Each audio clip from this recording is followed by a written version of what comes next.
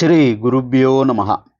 தெய்வத்தின் குரல் மூன்றாம் பகுதி, நிறைவு தொகுப்பு, மங்கள ஆரத்தி. 309வது தலைப்பு, சீதாராமருக்கும் பக்கபலம். தொடர்ச்சி. அது ரிஷி சாபத்தால் ஹனுமார் தம் பலத்தை மறந்திருந்த சமயம். அதனால்தான் இவரை துணையாக கொண்டிருந்தும் சுக்ரீவன் ராஜ்யம், தாரம் எல்லாம் இழந்திருந்து சீக்கிரமே ஜாம்பவான் இவர் பலத்தை இவருக்கு நினைவுபடுத்தி ரிஷிசாபம் போகும்படி செய்யப் போகிறார்.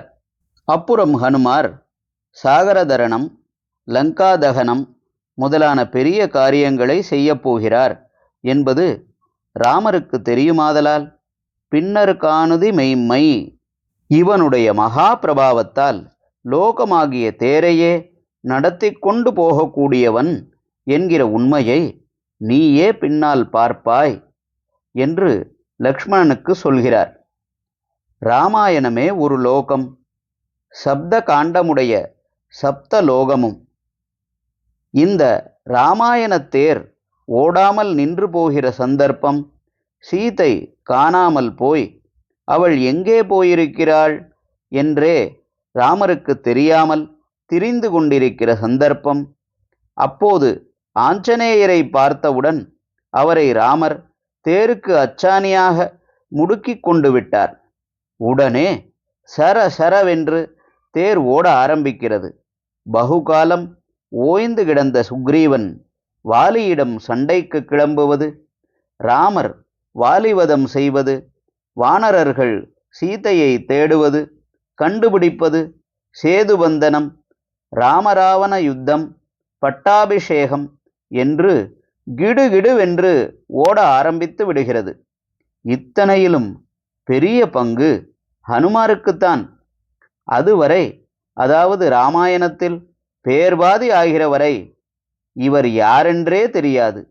கிஷ்கிந்தா காண்டத்தில்தான் வருகிறார். உடனே இவர்தான் கதாநாயகருக்கும் மேலே என்பது போல் முக்கியமாய் விடுகிறார். அடுத்ததான சுந்தர காண்டம் முழுக்க இவர் பிரதாபமும் இவருடைய லீலையுமே. இராமாயணத்தில் சர்வகாரிய சித்தி என்று சகலராலும் பாராயணம் செய்யப்படுவது எது என்றால், ராமருடைய பெருமைகள் தெரிகிற பாக்கி 6 காண்டமில்லை. ஆஞ்சநேய பிரபாவமே விஷயமாயுள்ள சுந்தர காண்டம்தான். அப்படி இவரை பார்த்த உடனேயே இராமாயணத்தேரை இனிமேலே நீயே கொண்டு போ என்று ராமர் கொடுத்து விட்டார். தம்முடைய நாமாவை அவர் மூலம் வெளியிட்டே சீதை உயிரை விடாமல் காப்பாற்றினார். தம்முடைய நாமாவினாலேயே அவர் பரம சுலபமாக சமுத்திரத்தை தாண்டச் செய்தார். தாமே லங்கைக்கு போகிற போதோ கஷ்டப்பட்டு அணை கட்டி கொண்டு அதன் மேல் நடந்துதான் போனார். ஹரஹர சங்கர, ஜெய ஜெய சங்கர. தெய்வத்தின் குரல் மேலும் ஒலிக்கும்.